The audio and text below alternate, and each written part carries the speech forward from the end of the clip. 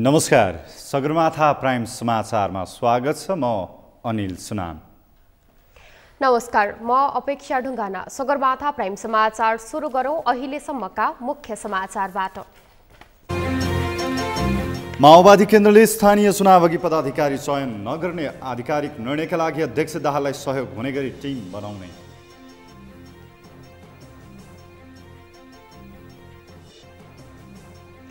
वर्तमान सरकारले अर्थतन्त्र ध्वस्त बनाउँदा पनि सबै चुपचाप लागेको एमाले अध्यक्ष ओलीको गुनासो। सरकारले गणतन्त्रकै खिल्ली उडाएको आरोप।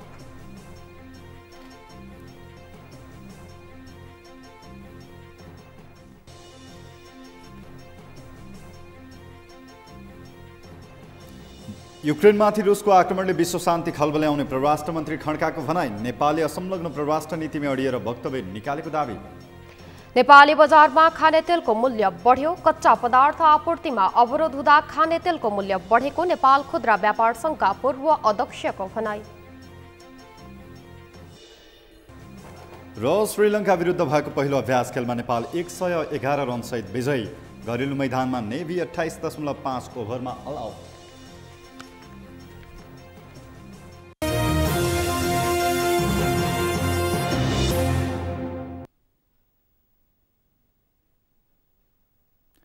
अब प्राइम समाचार विस्तारमा। नेकपा माओवादी केन्द्रले आगामी स्थानीय तहको चुनाव अगाडि पदाधिकारी स्थायी समिति र पोलिट ब्युरो चयन नगर्ने भएको छ। 20 फागुनमा सुरु भएको बैठकमा पदाधिकारी चयनको विषयलाई प्रमुख एजेन्डाका रूपमा राखिएको थियो। तर पदाधिकारीमा आकांक्षीहरू धेरै हुँदा सहमति जुट्न सकेन। गत पुसमा भएको महाधिवेशनले पदाधिकारी चयन नगरी केन्द्रीय सदस्य मात्र चयन गरेको थियो। त्यतिबेला केन्द्रीय समितिले पदाधिकारी चयन गर्ने भनिए पनि स्थानीय तहको चुनाव अघि पदाधिकारी स्थायी समिति र पोलिट ब्युरो गठन नहुने भएको नेता वर्षमान पुनले बताउनुभयो। पार्टीको आधिकारिक निर्णयका लागि अध्यक्ष पुष्पकमल दाहाल प्रचण्डलाई सहयोग गर्ने गरी एउटा टिम बनाउने गृह कार्य भएको र त्यो टिममा रहने सदस्यहरू चयन गर्ने अधिकार स्वयं अध्यक्षलाई दिने तयारी भएको नेता पुनले बताउनुभयो। केन्द्रीय कमिटी बैठक आगामी जेठ 20 गते बस्न निर्णय भएको पनि जानकारी दिनुभयो। उक्त बैठकमा एमसीसी सम्झौतालाई लिएर आएको फरक मतबारे छलफल गर्ने पनि निर्णय भएको उहाँले बताउनुभयो। यसैगरी महाधिवेशनले 279 सदस्य चुन्नुपर्नेमा त्यो अपूर्ण रहेकाले पूर्ण बनाउने गृह कार्य जारी रहेको छ।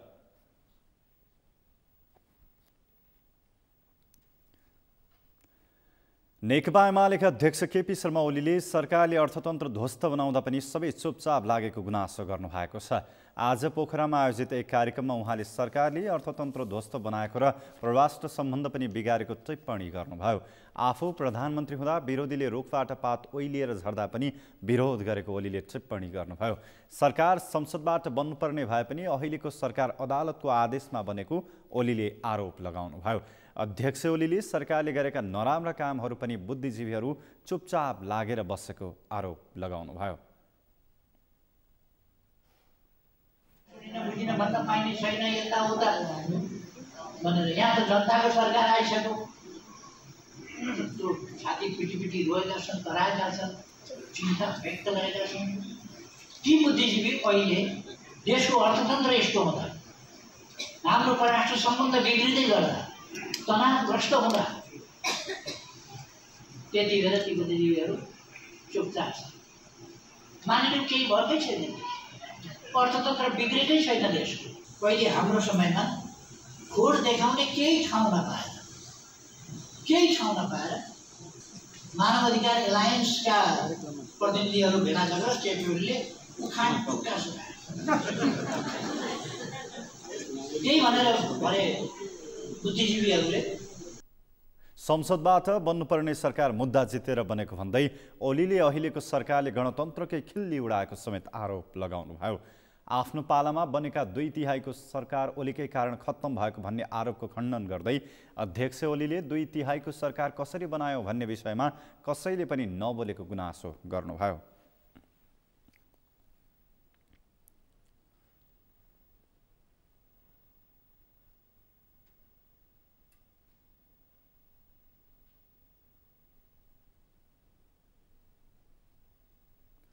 परराष्ट्र मन्त्री डाक्टर नारायण खड्काले युक्रेनमाथि रुसको आक्रमणले विश्व शान्ति खलबल्याउने बताएका छन्। उनले ठुला र साना देशको सम्बन्ध पनि खलबलिने भएकाले नेपालले असंलग्न परराष्ट्र नीतिमै अडिएर त्यस सम्बन्धमा वक्तव्य निकालेको दावी समेत गरे। साथै उनले नेपालमा छिट्टै उच्चस्तरीय भ्रमण हुने र त्यस विषयमा पत्रकार सम्मेलन गराउने पनि बताए। एक रिपोर्ट। परराष्ट्र मन्त्री खड्काले सोमबार सिंहदरबारमा पत्रकार सम्मेलन गरी विदेशबाट छिट्टै राष्ट्र प्रमुख वा प्रधानमन्त्री तहको उच्चस्तरीय भ्रमण हुने जानकारी दिएका छन्। तर भ्रमण कसको हुने भन्ने कुरा चाहिँ समय आएपछि मात्रै जानकारी गराउने उनले बताए। मन्त्री खड्काले खास समय आएपछि सो उच्चस्तरीय भ्रमणबारे पत्रकारहरूलाई आफूले जानकारी गराउने पनि स्पष्ट पारे। चीनसँगको नाका खुलाउने विषयमा छलफल भएको र त्यो छिट्टै खोल्ने विश्वास समेत व्यक्त गरे। चीनका विदेश मन्त्री वाङसँग सो नाका खुलाउनका लागि करिब 1 घण्टा टेलिफोन संवाद आफूले गरेको उल्लेख गर्दै उनले दुवै देशको हितका लागि पनि सो नाका खुलाउन ढिलाइ गर्न नहुने बताए।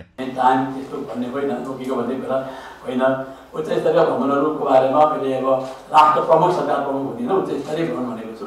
त्यो चाहिँ अब समय आएपछि यहाँलाई जानकारी हुन्छ।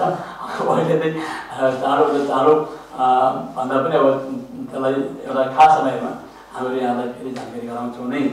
अब नागाको बारेमा निश्चय नै हामीले धेरै पहल गरेका छौँ।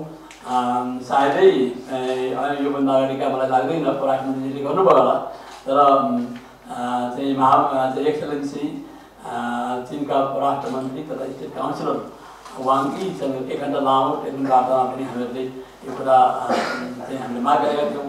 र साथसाथै यहाँ चाहिँ महामहिम राजदूतसँग पनि यहाँ प्रोग्राम भेट्न आउँदाखेरि र हाम्रो चाहिँ महाशाखाको प्रमुख र चाहिँ राजदूतावासका कर्मचारीहरू र चाहिँ साथसाथै अब चीनबाट आउने कहिलेकाहीँ डेलिगेसनहरूमा पनि हामीले कुरा उठाएका छौँ। र तपाईँले भने जस्तै मन्त्री खड्काले युक्रेनमाथि रुसको आक्रमणले विश्व शान्ति खलबल्याउने बताए। उनले ठुला र सानो देशको सम्बन्ध पनि खलबलिने भएकाले नेपालले असंलग्न परराष्ट्र नीतिमै अडिएर त्यस सम्बन्धमा वक्तव्य निकालेको दावी समेत गरे।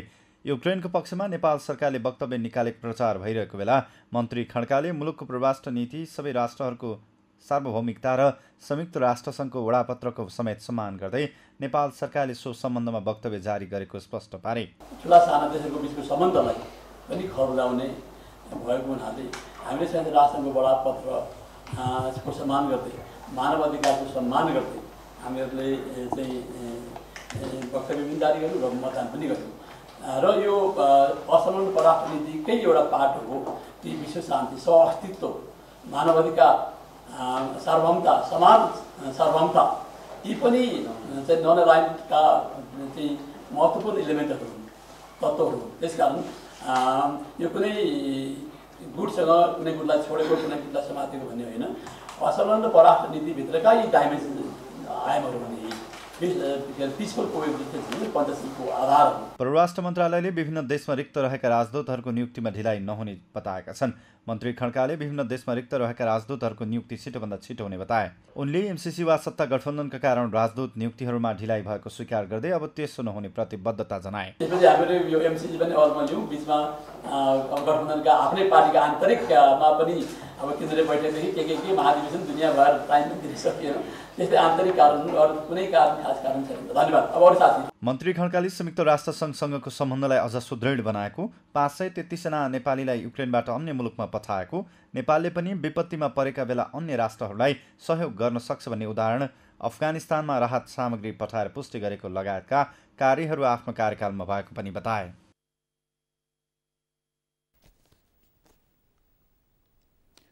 शहरी विकास मन्त्री रामकुमारी झाँक्रीले नेपाली सेनाका लागि नयाँ भवन निर्माण कार्यको शिलान्यास गर्नु भएको छ। आज मन्त्री झाँक्रीले सिंहदरबार परिसरभित्र चण्डीदल गणको लागि नयाँ भवन निर्माण कार्यको शिलान्यास गर्नु भएको हो। उहाँले भवन निर्माणका काम समयमै सक्न निर्देशन दिनुभयो।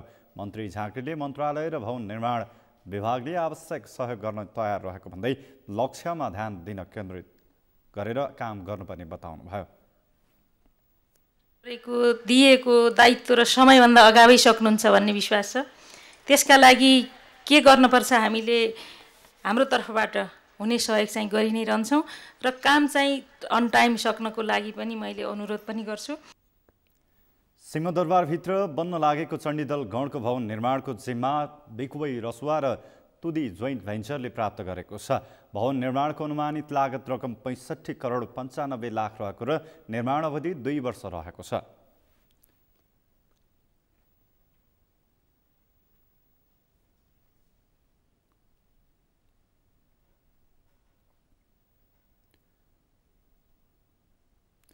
महिला बालबालिका तथा ज्येष्ठ नागरिक मन्त्री उमा रेग्मीले महिलाहरूले सञ्चालन गर्ने सबै उद्योगहरूमा कर छुटको व्यवस्था गर्न लागि पर्ने प्रतिबद्धता व्यक्त गर्नुभएको छ। 112औं अन्तर्राष्ट्रिय महिला दिवसको अवसर पारेर आज काठमाडौँमा आयोजित एक कार्यक्रममा बोल्दै मन्त्री रेग्मीले महिलाहरूलाई उद्यमशील बनाउनका लागि पनि उनीहरूले सञ्चालन गर्ने सबै उद्योगहरूमा आवश्यक कच्चा पदार्थ र मेसिनहरूमा आगामी आर्थिक वर्षको बजेटमै कर छुटको व्यवस्था गर्ने सक्दो प्रयास गर्ने बताउनु भएको हो। त्यसका लागि प्रधानमन्त्रीका सम्बन्धित मन्त्रालयहरूसँग आवश्यक लबिङ गर्ने कामलाई आफूले सुरु गर्ने उहाँको कार्ययोजना थियो। त्यस अवसरमा मन्त्री रेग्मीले स्वदेशमै उत्पादन हुने सेनिटरी प्याडमा कर छुट गर्न आफ्नो मन्त्रालयले प्रक्रिया अघि बढाएको पनि जानकारी दिनुभयो। स्वदेशमै उत्पादन हुने सेनिटरी प्याडमा पनि कर लाग्दो रहेछ भन्ने कुरा मन्त्री भएपछि आफूले थाहा पाएको उल्लेख गर्दै उहाँले तत्काल त्यसलाई हटाउन आन्तरिक राजस्व विभागलाई पत्रचार गरिएको स्पष्ट पार्नुभयो।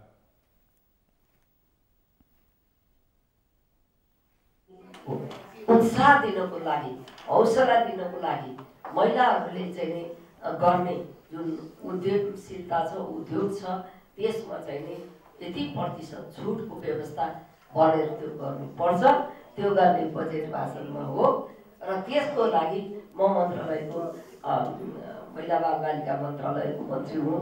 अर्थ मन्त्रालयसँग, प्रधानमन्त्रीसँग सबैसँग लबिङ गरेर कसरी छुट दिन सकिन्छ, कति प्रतिशत छुट दिन सकिन्छ भन्ने कुरो, महिलाहरूलाई उद्यमी बनाउनलाई कुन कुन सेक्टरमा छुट दिन सकिन्छ त्यसको लागि लबिङ। मन्त्री रेग्मीले महिलाहरूलाई कुनै पनि अवसरबाट वञ्चित नगर्न पटक पटक आग्रह गर्नुभयो। बल र बुद्धि सबै क्षेत्रमा अगाडि रहेका महिलाहरूलाई अवसरबाट वञ्चित गरे समतामूलक समाज निर्माण गर्न नसकिने उहाँको तर्क थियो।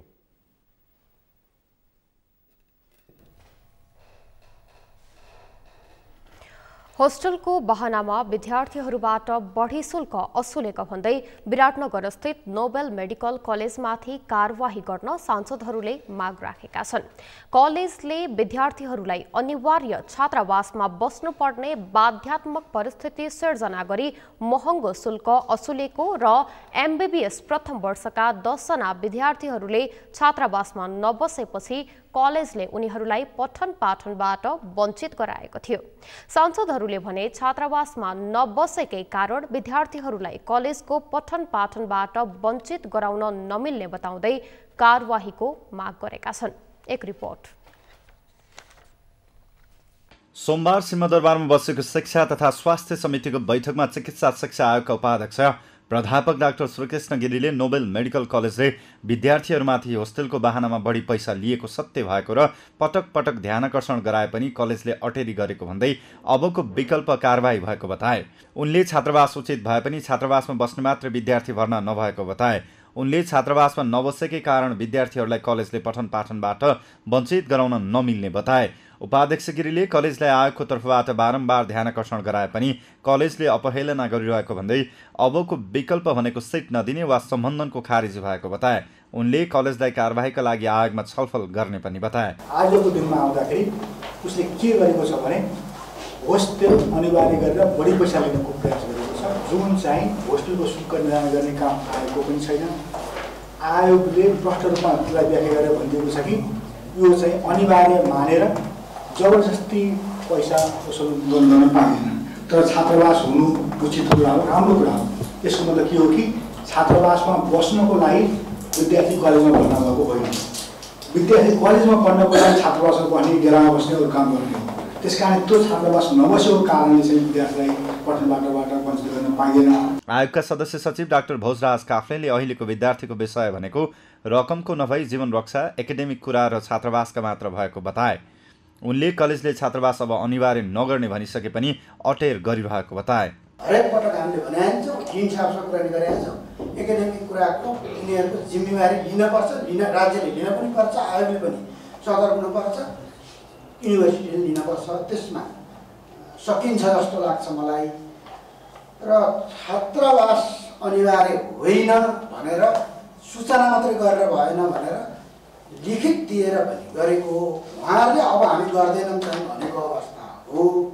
अटेरी भइरहेको कुरा पनि सत्य हो। फेरि त्यस हुनाले यो लास्टतिर आएका 3टा विषय हो। 3टा विषयलाई हजुरहरूले केही निर्देशन दिइदिनु हो भने सजिलो हामीलाई पनि काम गर्न होला कि जस्तो लाग्यो, मलाई त्यही लाग्यो। त्यस्तै नेकपा एकीकृत समाजवादीका सांसद जीवनराम श्रेष्ठले कलेजले पैसा बढी लिएको वा घटी लिएको भन्ने अधिकार सदस्य सचिवलाई नरहेको भन्दै आक्रोश व्यक्त गरे।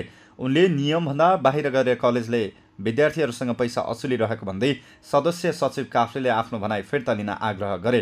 उनले आएको सदस्य सचिवले अहिलेसम्म विद्यार्थीहरू अनसनमा आइसक्दा समेत उनीहरूको पीडा बुझ्न नसकेको आरोप लगाए। बढी पैसा दिएको छैन भनेर तपाईले यहाँ भन्नुहुने को हो? तपाईले मान्नेछु, ठिकै छ। तपाईले के भन्न खोज्नुभयो? मान्नेछु। बढी पैसा चाहिँ नियमभन्दा ऐन नियमभन्दा बाहिर गएर चाहिँ नि बढी पैसा लिइरहेछ विद्यार्थीसँग, अनिवार्य होस्टेल भनेर पैसा लिइरहेछ, त्यो बढी पैसा होइन, अनिवार्य भनेको छ उनले, अनिवार्य भनेर पैसा वसुलिरहेछ। अनि तपाईँ आयोगको बुझाइ चाहिँ नि सदस्य सचिवको बुझाइ चाहिँ बढी पैसा होइन भनेर भन्नु नि यो सम्मानित ठाउँमा यस्तो बुझाइ हुन्छ? लोकतान्त्रिक समाजवादी पार्टी नेपालका सांसद इकबाल मियाले विद्यार्थीहरूले त्यही कलेजमा पढ्न नसक्ने भन्दै उनीहरूको लागि सुरक्षित गन्तव्य खोज्नुपर्ने बताए।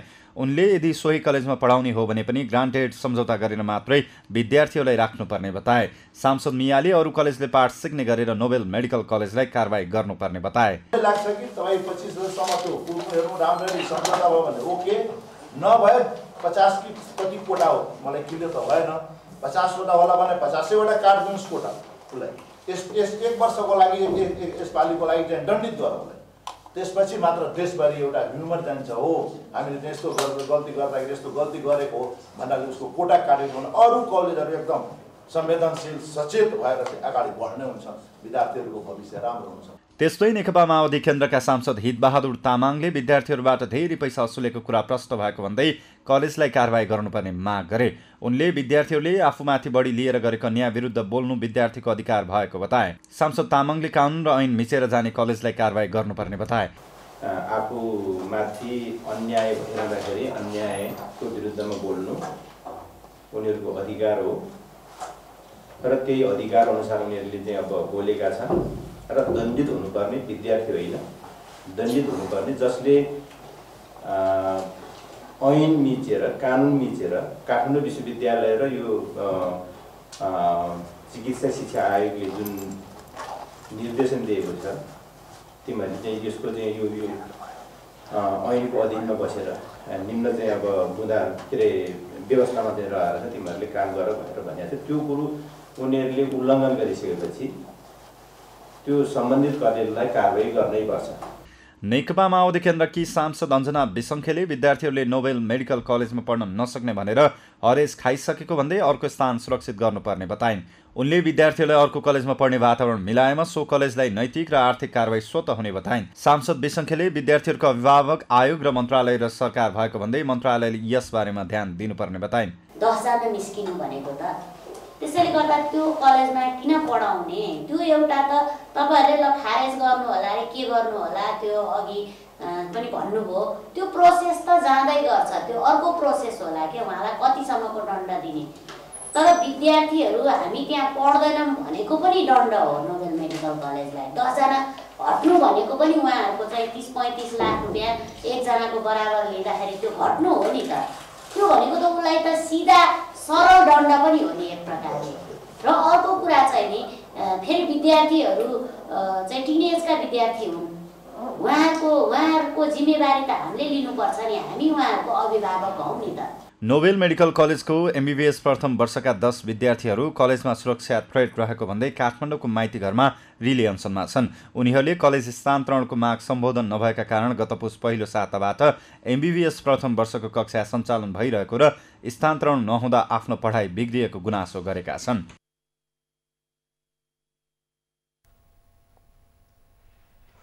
संसदीय समितिले एक हप्ताभित्र नोबेल मेडिकल कलेज विराटनगरका अनसनरत 10 विद्यार्थीहरूलाई पढ्न सक्ने वातावरण बनाउन सरकारलाई निर्देशन दिएको छ।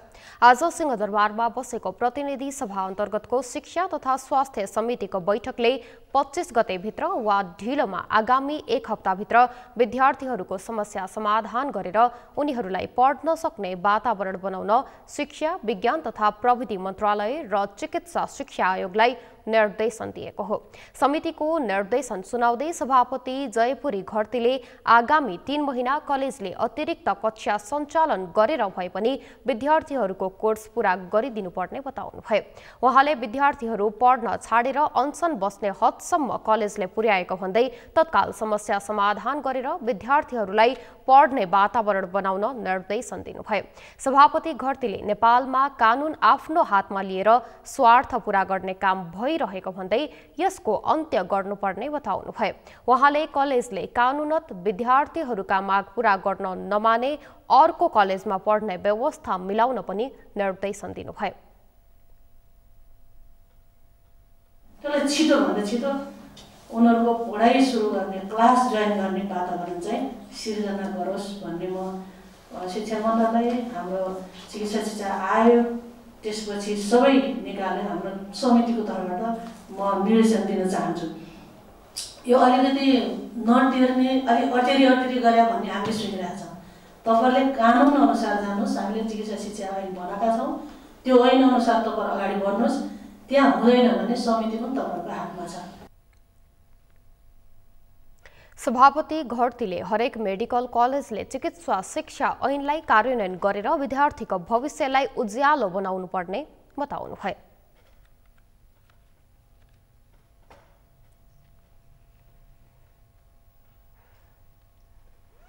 सत्तारूढ नेकपा एकीकृत समाजवादीका अध्यक्ष माधव कुमार नेपालले आसन्न स्थानीय तह निर्वाचनमा आफ्नो पार्टीले ठूलो सफलता प्राप्त गर्ने दाबी गर्नुभएको छ। आज रामेछाप जिल्लाबाट विभिन्न पार्टी परित्याग गरी एकीकृत समाजवादीमा प्रवेश गर्नेहरूलाई काठमाडौँमा स्वागत गर्दै अध्यक्ष नेपालले आसन्न स्थानीय तह निर्वाचनमा अन्य पार्टीहरूसँग तालमेल गरी ठूलो सफलता हात पार्ने बताउनु भएको हो। पार्टीले आगामी चुनावमा केन्द्रित भएर टोलटोलमा संगठन विस्तार र परिचालनमा लागेको पनि उहाँले बताउनुभयो। केन्द्रबिन्दुमा राखेर त्यसको निम्ति प्रत्येक पालिकामा राम्रो तयारीको काममा जुट्दै कमिटी बनाउँदै अनि वडामा त्यसपछि तल टोलमा पनि पार्टीका कमिटीहरूको विस्तार गर्दै चुनाव सम्बन्धी परिचालन कमिटी पनि हामी बनाउँदै जानेछौँ र जोसँग हाम्रो तालमेल मिल्नेछ, तालमेल मिलेर हामी चुनावमा अत्यधिक ठुलो सफलता हासिल गर्ने विश्वासका साथ जुटिरहेका छौँ। यसैबीच नेकपा एकीकृत समाजवादीको सोमबार पोलिट ब्युरोको प्रथम बैठक काठमाडौँ स्थित एक ब्याङ्क्वेटमा सुरु भएको छ। पोलिट ब्युरो बैठकमा अध्यक्ष नेपालले समसामयिक राजनीतिक परिस्थिति र पार्टीको आगामी कार्ययोजना सहितको राजनीतिक प्रतिवेदन प्रस्तुत गर्नुभएको पार्टीका उपमहासचिव तथा प्रवक्ता जगन्नाथ खतिवड़ाले जानकारी दिनुभयो। बैठकले 25 गते बस्ने केन्द्रीय कमिटी बैठकको एजेन्डा तय गर्ने उहाँले बताउनुभयो। यो प्रथम बैठक हो। यो प्रथम बैठकले पर्सि 25 गते हुन लागिरहेको केन्द्रीय कमिटीको बैठकका एजेन्डाहरू तय गर्नेछ, हाम्रा नीतिहरू तय गर्नेछ। यो बैठकमा पार्टी अध्यक्षले एउटा राजनीतिक प्रतिवेदन प्रस्तुत गर्नुभएको छ। राजनीतिक प्रतिवेदन र हाम्रा आगामी कार्ययोजना सहितको प्रतिवेदनमा समावेश गरिएको छ। तिनै विषयहरूको आज छलफल हुनेछ। सामान्यतया राय सल्लाह सुझाव लिइनेछ, नीतिगत मार्गदर्शन प्राप्त गरिनेछ र त्यसैलाई परिमार्जन गरेर पार्टीको केन्द्रीय कमिटीको बैठकमा यसलाई लगिनेछ। प्रवक्ता खतिवड़ाले कार्यकर्ताहरूलाई एकताबद्ध बनाएर आसन्न स्थानीय तहको निर्वाचनमा परिचालन गर्नु नै पार्टीको अहिलेको मुख्य काम भएको बताउनुभयो। समाचारमा पालो भएको छ विश्रामको। विश्रामपछि अबदेखि युट्युब च्यानल पनि कानुनी दायरामा। युट्युब च्यानल र इन्टरनेटको माध्यमबाट हुने अन्य प्रसारणका लागि इजाजत लिनुपर्ने व्यवस्था। युक्रेनका राष्ट्रपति भोलोडिमिर जेलेन्स्कीले गरे युक्रेनी नागरिकलाई सम्बोधन, आफ्नो देशमा आएर अत्याचार गर्नेलाई सजाय दिने भनाई।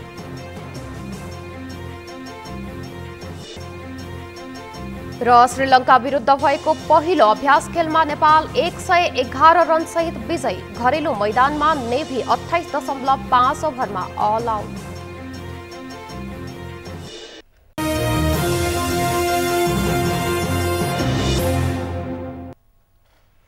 विश्रामपछि सगरमाथा प्राइम समाचारमा पुनः स्वागत छ। अब बाँकी समाचार। नेपाली कांग्रेसले आगामी 30 वैशाखमा हुने स्थानीय तह निर्वाचनको प्रचार प्रसारका लागि सबै जिल्लामा केन्द्रीय सदस्य खटाउने भएको छ। कांग्रेसले आगामी फागुन 29 गतेदेखि नै चुनाव प्रचार प्रसार अभियान सुरु गर्ने भएको छ। कांग्रेसले 77 वटै जिल्लामा चुनावी प्रचार अभियानमा केन्द्रीय सदस्यलाई प्रतिनिधिका रूपमा खटाउन लागेको हो। कांग्रेसले 1 महिनासम्म चुनाव प्रचार प्रसार अभियान सञ्चालन गर्नेछ। अभियानका क्रममा संगठन प्रशिक्षण भेला, अमेरिकी सहयोग परियोजना एमसीसी बारे सर्वसाधारणमा रहेको भ्रम चिर्ने कांग्रेस स्रोतले जनाएको छ।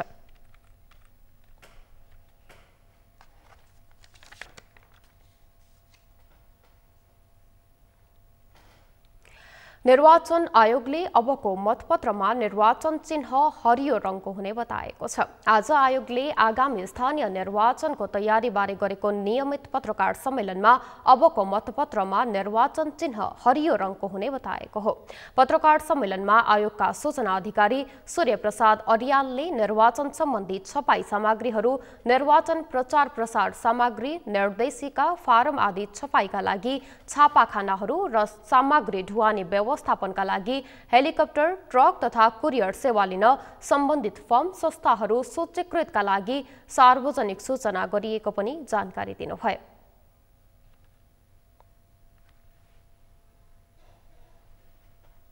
A-3081 स्पेक्ट्रम ब्राइट ग्रीन मसीले छपाई गर्ने गरी आयोगबाट निर्णय भएको छ। अबको मतपत्रमा निर्वाचन चिन्ह हरियो रङको हुनेछ। निर्वाचन सम्बन्धी छपाई सामग्रीहरू जस्तै निर्वाचन प्रचार प्रसार सामग्री, निर्देशिका, फारम आदि छपाईका लागि छापाखानाहरू र सामग्री ढुवानी व्यवस्थापनका लागि हेलिकप्टर, ट्रक तथा कुरियर सेवा लिन सम्बन्धित फर्म संस्थाहरू सूचीकृतका लागि सार्वजनिक सूचना गरिएको छ। उहाँले निर्वाचन प्रचार प्रसार र मतदाता शिक्षाको लागि अडियो भिडियो सामग्री तयारी गर्नका लागि निर्वाचन सम्बन्धी गीति सन्देश, संवादमूलक सन्देश तथा चलचित्र लघुकथा लेखन प्रतियोगिताका लागि प्रकाशित सार्वजनिक सूचना बमोजिम प्राप्त भएका रचनाहरूको मूल्याङ्कन भइरहेको बताउनुभयो। आगामी वर्ष 2079 वैशाख 30 गते हुने स्थानीय तहको निर्वाचनका लागि निर्वाचन आयोगले धमाधम तयारी गरिरहेको छ।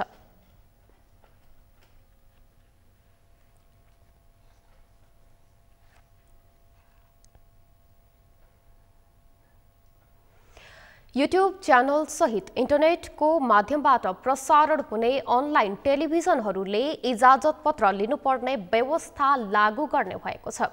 युट्युबमा जथाभावी सामग्री प्रकाशन भएको व्यापक गुनासो आएपछि सरकारले इजाजत लिएर मात्रै इन्टरनेटको माध्यमबाट टेलिभिजन प्रसारण गर्ने व्यवस्था लागू गर्ने भएको हो। नरेन्द्र मोहताराको रिपोर्ट। सरकारले युट्युब च्यानल सहित इन्टरनेटको माध्यमबाट प्रसारण हुने टेलिभिजनहरूले इजाजत पत्र लिनुपर्ने व्यवस्था लागू गर्ने भएको छ। युट्युबमा जथाभावी सामग्री प्रकाशन भएको व्यापक गुनासो आएपछि सरकारले इजाजत लिएर मात्रै इन्टरनेटको माध्यमबाट टेलिभिजन प्रसारण गर्ने व्यवस्था लागू गर्ने भएको हो। सञ्चार तथा सूचना प्रविधि मन्त्रालयले राष्ट्रिय प्रसारण नियमावली 11औं संशोधन गर्दै युट्युब लगायत इन्टरनेटको माध्यमबाट हुने प्रसारणको नियमन गर्ने व्यवस्था गरेको हो। युट्युब सञ्चालन गर्न 5 लाख रुपैयाँ र इजाजत लिनु अघि उपभोक्ताको उमेर वर्गीकरण गर्नुपर्ने नियमावलीमा उल्लेख छ। बालबालिका र सबै उमेर समूहका लागि उपयुक्त हुने कार्यक्रमलाई यो रेटिङ, 10 वर्षदेखि 18 वर्षसम्मको उमेर समूहका लागि उपयुक्त हुने कार्यक्रमलाई आर रेटिङ र 18 वर्षभन्दा माथिको उमेर समूहका लागि उपयुक्त हुने कार्यक्रमका लागि ए रेटिङ दिनुपर्ने नियमावलीमा व्यवस्था गरिएको छ। कानुनी राज्यमा हरेक हिसाबको सञ्चार माध्यमले चाहिँ एउटा राज्यको चौथो अङ्ग पनि भन्छ हैन। सञ्चार माध्यमले चाहिँ राम्रो सचेतना फैलाउने, एउटा जनतालाई चाहिँ सचेत गराउने सूचनाको संवाहक हो। तर अहिले चाहिँ सामाजिक सञ्जालको सदुपयोगभन्दा दुरुपयोग बढी भएको र विभिन्न घटनाहरू, विभिन्न अपराधहरू भएको देखिन्छ हाम्रो समाजमा।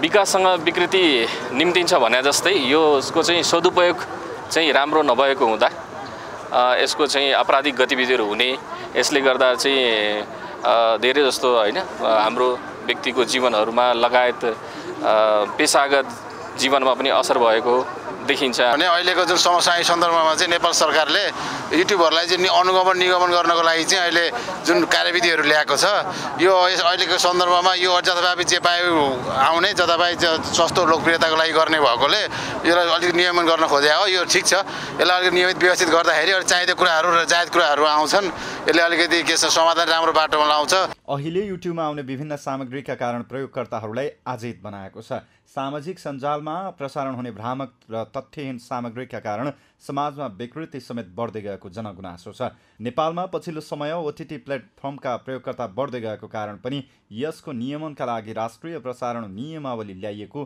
सरकारी अधिकारीहरूले बताएका छन् ओटिटी प्लेटफर्म चाहिँ जुन यो कोभिडको बेला चाहिँ धेरै नै राइज भएर आयो हैन पहिला विदेशमा त चलि नै रहेको थियो तर नेपालमा पनि र विश्वमा यसको चाहिँ भ्युअर र युजर बढ्दै गयो र नेपालमा पनि युजर बढ्दै गयो र त्यसमा चाहिँ अब त्यो अनरेगुलेटेड सेक्टर भएको हुनाले कुनै पनि ऐन कानुनले नहेरेको हुनाले त्यसबाट अब विदेशी मुद्रा पनि बाहिरिने क्रम बढ्दै गएको हुनाले हामीले चाहिँ विशेष र त्यो ब्रोडकास्टिङ सेक्टरकै एउटा चाहिँ पार्ट भएको हुनाले हामीले चाहिँ यो हाम्रो राष्ट्रिय प्रसारण नियमावलीलाई संशोधन गरेर त्यसलाई हामीले चाहिँ यसलाई चाहिँ सम्बोधन गर्ने कोसिस गरेका छौँ हैन नियमावलीले इन्टरनेटको माध्यमबाट हुने युट्युब लगायतका विभिन्न ओटिटी प्लेटफर्मका साथै इन्टरनेट मार्फत नियमित रूपमा श्रव्य दृश्य कार्यक्रम प्रसारण गर्ने कार्यलाई अनलाइन टेलिभिजनका रूपमा परिभाषित गरेको छ सगरमाथा टेलिभिजनका लागि क्यामेरामा सन्तोष छेत्रीका साथमा नरेन्द्र महताराको रिपोर्ट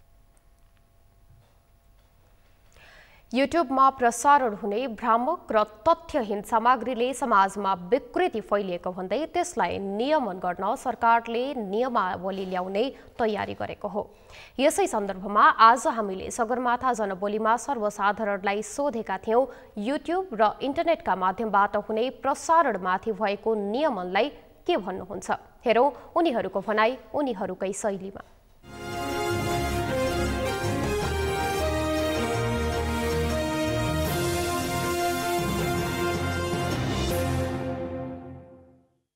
अनि यो सरकारले अहिले नीति नयाँ ल्याएको नीति एकदम राम्रो हो पहिले नै गर्नु पर्थ्यो र अहिले ढिला भयो जे आयो राम्रो नै भयो मलाई लाग्छ अब हजुरले अब सही काम गरेको ठाउँमा सही नै लाग्छ र गलत गर्नुभयो भने गलतै लाग्छ र सही रिपोर्ट लानु पर्यो सही कामहरू गरिदिनु पर्यो सही तथ्य सत्य सहीहरू बताइदिनु पर्यो यो चाहिँ नियमित गरेर एकदमै राम्रो किसिमले लियो भने राम्रो हुन्छ किनभने विभिन्न किसिमका सञ्जालहरूले गर्दा अनैतिक क्रियाकलाप अश्लील अनि फोटोहरू पोस्टर भइरहेको छ त्यसो भएकोले यो गर्दा एकदम राम्रो हो एकदम राम्रो कुरा युट्युबलाई चाहिँ जुन नियन्त्रण गर्नलाई जुन आउँदैछ बिल यो चाहिँ जायजै जस्तो लाग्छ किनकि यो अलिकति धेरै नै अराजक भइसकेको थियो यसलाई कन्ट्रोल गर्नुपर्ने नै भएर यो चाहिँ ठिकै लाग्छ मलाई युट्युब लगाए त अब जे पाए त्यही कसैलाई लेख्न नपाउने अब कसैले कसैलाई गाली त्यसमा पनि गर्न नपाउने अब सबैले संयम भएर भनिदिनु भएर त्यो कार्यान्वयनमा आयो भने त्यो ठिक हुन्छ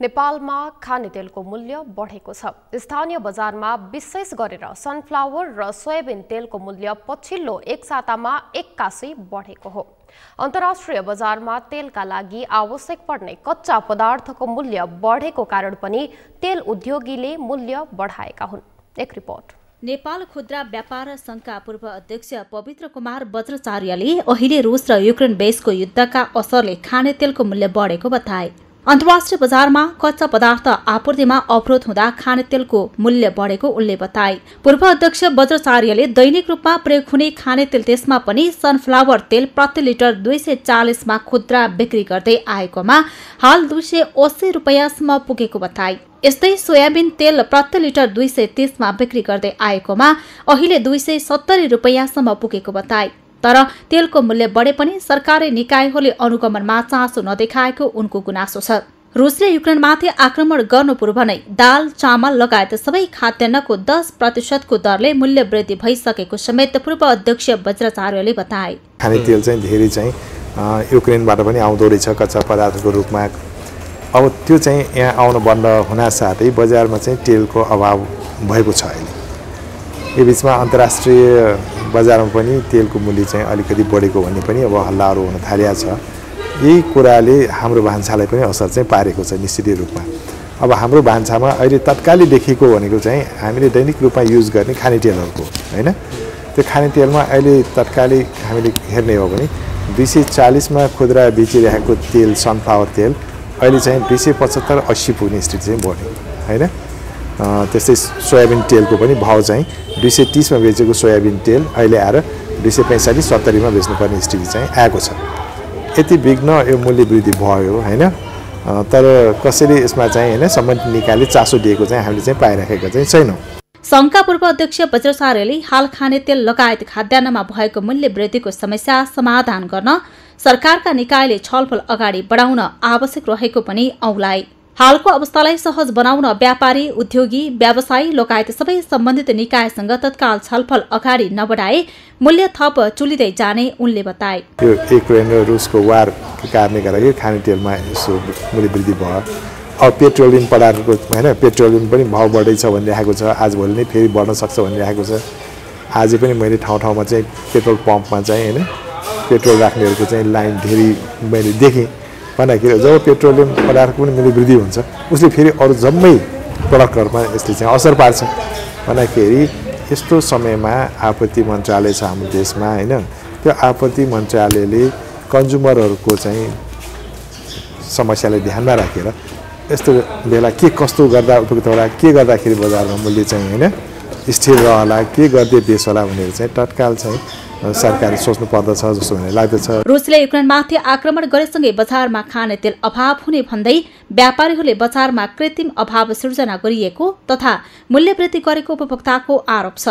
नेपालले युक्रेन, रसिया र अर्जेन्टिनाबाट कच्चा तेल आयात गरी रिफाइन गरेर नेपाली बजार र भारतमा निर्यात गर्दै आएको छ।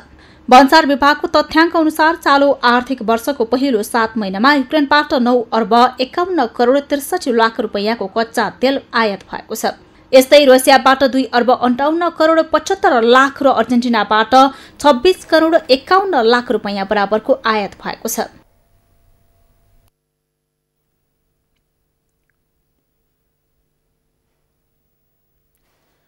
ललितपुरमा एकै परिवारका 5 जनाको निसासिएर ज्यान गएको पुष्टि भएको छ। बेहोस भएका 22 वर्षका सुभाष तामाङको उपचारमा संलग्न पाटन अस्पतालका डाक्टरले कार्बन पोइजनिङका कारण ज्यान गएको बताएका छन्।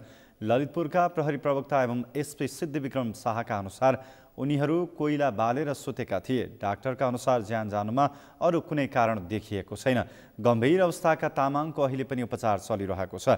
हिजो बेलुका खाना खाएर सुतेको ललितपुरको कोजेसोम गाउँपालिका 4 नौलुकी काइली स्याङतान, उनकी बुहारी सुषमा, नाति आशिष, नातिनी आसमा र 2 दिनको शिशुको आज बिहान ज्यान गएको हो। प्रहरी परिसर ललितपुरका अनुसार बिहान अबेरसम्म उनीहरू नउठेपछि छिमेकी घरमा हेर्न गएका थिए, तर उनीहरू बेहोस अवस्थामा रहेको देखेपछि छिमेकीले प्रहरीमा खबर गरेका थिए।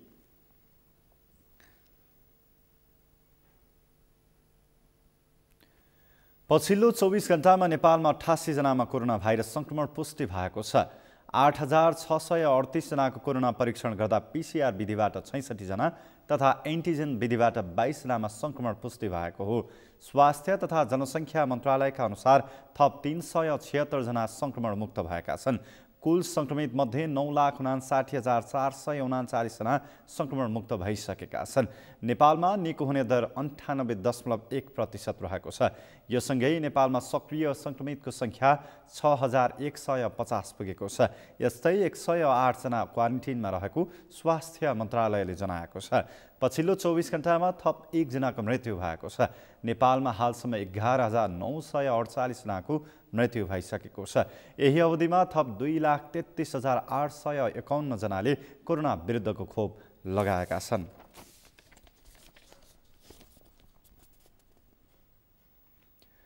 सोलुखुम्बुको खुम्बु पासाङ लुहुम गाउँपालिकाको लुक्का स्थित जङ्गलमा लागेको आगो निभाउन प्रयास जारी छ। गाउँपालिकाले वडा नम्बर 2 मा रहेको नाक्चुङको जङ्गलबाट आइतबारदेखि आगलागी सुरु भएको थियो। आगलागी नियन्त्रणका लागि काठमाडौँबाट हेलिकप्टर लगेर प्रयोग गरिएको थियो, तर आगो पूर्ण रूपमा नियन्त्रणमा भने आई नसकेको गाउँपालिकाकी उपाध्यक्ष एवं कार्यवाहक अध्यक्ष टाँसी लम्हो शेर्पाले जानकारी दिनुभयो। हेलिकप्टरले बाल्टिन मार्फत खोलाबाट पानी तानेर निभाउने प्रयास गरेका कारण आगो छिटो फैलिन भने पाएको छैन। जङ्गलको भिरमा आगो प्रवेश गरेका कारण हेलिकप्टरलाई आगो निभाउन केही समस्या परेको छ। सुक्खा मौसम र हावाहुरीका कारण पूर्ण रूपमा आगो नियन्त्रणमा नआए पनि फैलिन नदिने भने हर सम्भव कोसिस गरिरहेको स्थानीयले बताएका छन्। आगो लागेको जङ्गल लुक्लाको तेन्जिङ हिलारी विमानस्थलबाट नजिकै रहेको छ।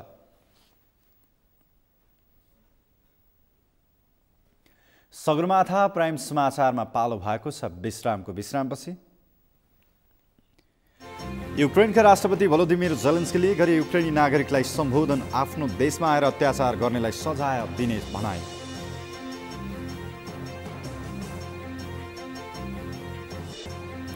र यसै महिना नेपाली टियु क्रिकेट मैदानमा अन्तर्राष्ट्रिय प्रतियोगिता खेल्ने पपुवा न्युगिनी र मलेसियासँग त्रिकोणात्मक T20 सिरिज हुने।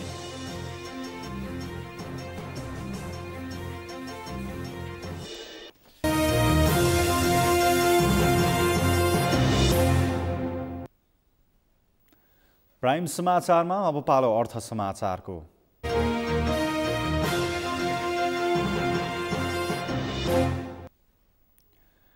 आइतबार सामान्य घटेको शेयर बजार परिसूचक नेप्से आज सोमबार सामान्य बढेको छ। नेप्से आज 1.54 अङ्कले बढेर 2544.93 बिन्दुमा पुगेको छ। आज बैंकिङ, होटल, निर्जीवन बीमा, उत्पादन र अन्य समूहको शेयर सामान्य बढेको छ। जीवन बीमा, व्यापार विकास बैंक, जलविद्युत, फाइनान्स र माइक्रो फाइनान्स समूहको शेयर भने घटेको छ। आज 230वटा कम्पनीको 53,15,000 किता शेयर 2 अर्ब 60 करोड रुपियाँमा कारोबार भएको छ। सबैभन्दा धेरै शिवम सिमेन्टको 27 करोड 69 लाख रुपियाँको शेयर किनबेच भएको छ। आज बुद्धभूमि नेपाल हाइड्रोको शेयर झन्डै 6% र बोटलर्स नेपालको शेयर 5.5%ले बढेको छ।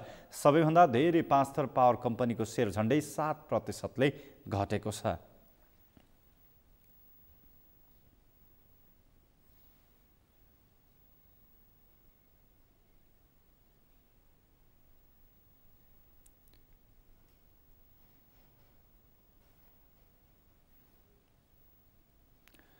नेपालको पहिलो बिस्कुट तथा कन्फेक्सनरी उत्पादक नेभिको प्रणालीले थप 4 प्रडक्टहरू बजारमा ल्याएको छ। आज काठमाडौँमा पत्रकार सम्मेलन गर्दै नेभिकोले D50 digestive biscuit, nice milk cookies, Kurum Kurum चिउरा र सोल्टेड पिनट्स गरी 4वटा प्रडक्ट बजारमा ल्याएको हो। नेभिकोले आफ्ना उत्पादनहरूलाई आकर्षक देखाउन र उपभोक्तासम्म सुरक्षित पुर्याउन प्याकेजिङको विशेष ध्यान दिएको जनाएको छ। उपभोक्ताको स्वास्थ्यलाई मध्यनजर गर्दै उत्पादकहरूको विकास, विस्तार र गुणस्तरमा वृद्धि गर्दै अघि बढेको कम्पनीले जनाएको छ।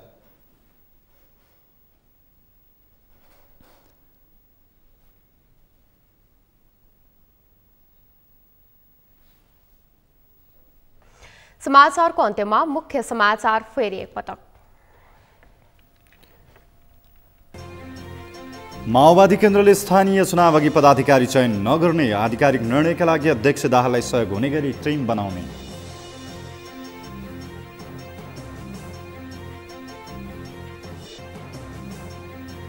वर्तमान सरकारले अर्थतन्त्र ध्वस्त बनाउँदा पनि सबै चुपचाप लागेको एमाले अध्यक्ष ओलीको गुनासो, सरकारले गणतन्त्रकै खिल्ली उडाएको आरोप।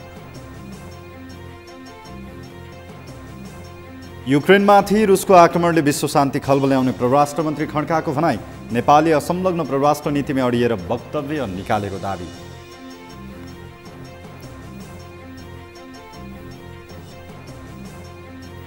नेपाली बजारमा खाने तेलको मूल्य बढ्यो। कच्चा पदार्थ आपूर्तिमा अवरोध हुँदा खाने तेलको मूल्य बढेको नेपाल खुद्रा व्यापार संघका पूर्व अध्यक्षको भनाई। र श्रीलङ्का विरुद्ध भएको पहिलो अभ्यास खेलमा नेपाल 111 रन सहित विजयी। घरेलु मैदानमा नेभी 28.5 ओभरमा अल आउट।